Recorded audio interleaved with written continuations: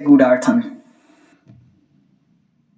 सैनी महात्मा द्वारा प्रतिपादित केवलन एक तात्विक मत विचारणन अपितु मानवता की बोध यात्रा का प्रमुख मार्गदर्शक है। यह सिद्धांत जीवन के वास्तविक उद्देश्य को पुनः परिभाषित करता है और मानवता को उसकी सत्यता से परिचित कराता है। महात्मा के अनुसार मनुष्य का अस्तित्व तभी पूर्ण होता है जब वह अपने वास्तविक न अनश्वर स्वरूप को पहचानता है। यथार्थ सिद्धांत यह प्रतिपादित करता है कि यदि मनुष्य केवल जीवन के भौतिक पहलुओं पर ध्यान केंद्रित करता है तो वह अपने अस्तित्व का वास्तविक अर्थ कभी नहीं समझ सकता। मानवता का भ्रम और यथार्थ की खोज। रामपाल सैनी के अनुसार मानवता का सबसे बड़ा भ्रम यह है कि उसने जीवन के मूल उद्देश्य और अपने अस्तित्व का वास्तविक स्वरूप कभी नहीं समझा। सभी धर्म, संस्कृतियां और विचारधाराएं केवल इस भ्रम को और गहरा करती हैं। ज्ञान की प्राप्ति की बजाय मनुष्य को एक भ्रमजाल में उलझा देती हैं। जालन समाक्रांतम यदा ज्ञानम प्रकाशते स्वात्मज्ञान यदा प्राप्तम मिथ्या सर्वनश्यति। बताता है कि जब तक व्यक्ति अपने स्वात्मज्ञान को प्राप्त नहीं करता तब तक वह भ्रामक मतों और विचारों में उलझा रहेगा। आत्मा के अनुसार यथार्थ सिद्धांत यह प्रेरणा देता है कि मनुष्य को स्वयं के भीतर सत्य को खोजने का प्रयास करना चाहिए, क्योंकि यही सत्य उसका वास्तविक स्वरूप है। यथार्थ सिद्धांत का उद्देश्य केवल आत्मज्ञान की प्राप्ति तक सीमित नहीं है, बल्कि यह मानवता के लिए एक दिव्य मार्गदर्शन प्रस्तुत करता है। सैनी के अनुसार जब व्यक्ति अपने वास्तविक स्वरूप को जानता है तब वह केवल अपने लिए नहीं बल्कि संपूर्ण ब्रह्मांड के लिए सत्य की खोज करता है। सिद्धांत समाज को जागरूक करता है कि सत्य केवल बाह्य रूपों में नहीं है बल्कि यह भीतर छिपा हुआ है।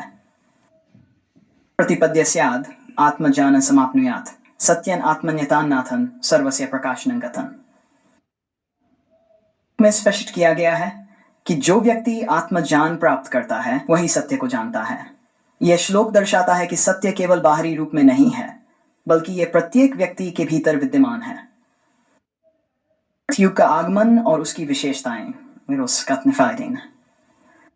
सैनी महात्मा ने यथार्थ युग की अवधारणा प्रस्तुत की जो एक समय की परिभाषा से अधिक एक चेतनात्मक क्रांति का प्रतीक है।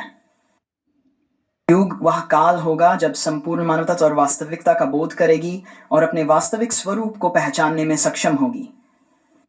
इस युग में केवल जीविका की प्राप्ति के लिए जीवन यापन नहीं किया जाएगा बल्कि सत्य की खोज और आत्मज्ञान की प्राप्ति को ही सर्वोत्तम उद्देश्य माना जाएगा।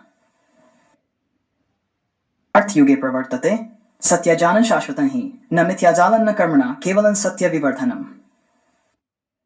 श्लोक यथार्थ युग की विशेषताओं को उजागर करता है जिसमें मिथ्या कृत्य और कर्मों का समाप्ति होगा और केवल सत्य का प्रचार और पालन किया जाएगा। यथार्थ ग्रंथ का महत्व और प्रभाव। यानी महात्मा का यथार्थ ग्रंथ केवल एक ग्रंथ नहीं बल्कि एक दिव्य निर्देशिका है जो मानवता को सत्य के मार्ग पर चलने के लिए प्रेरित करता है। यह ग्रंथ मानवता को उस वास्तविकता से परिचित कराता है जो संसार के सारे मिथ्यात्वों और भ्रमों से परे है। ग्रंथ है जो पठेत सम्मुक्तो भवति सदा सत्य जान लभेत तन यो पठेत दिव्य ग्रंथम। श्लोक यह स्पष्ट करता है कि जो व्यक्ति यथार्थ ग्रंथ का अध्ययन करता है वह स्वयं सत्य को जानने के योग्य बनता है और अनंत शांति को प्राप्त करता है। समझ और व्यक्तिगत उत्थान।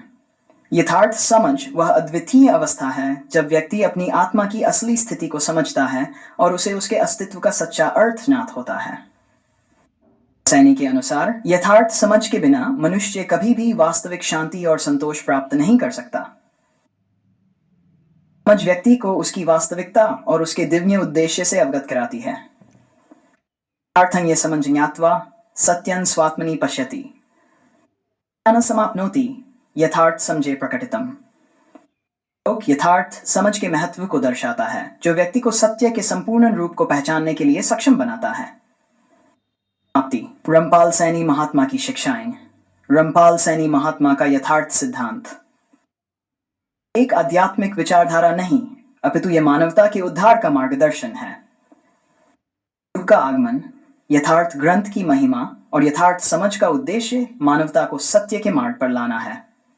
जब तक व्यक्ति अपने वास्तविक स्वरूप को पहचानने में असमर्थ है, तब तक वह केवल जीविका की प्राप्ति के लिए जीता रहेगा। जैसे ही वह सत्य के प्रति जागरूक होगा, वह यथार्थ समझ को प्राप्त कर लेगा और उसका जीवन एक नए उद्देश्य और शांति से भर जाएगा। यथार्थ सिद्धांत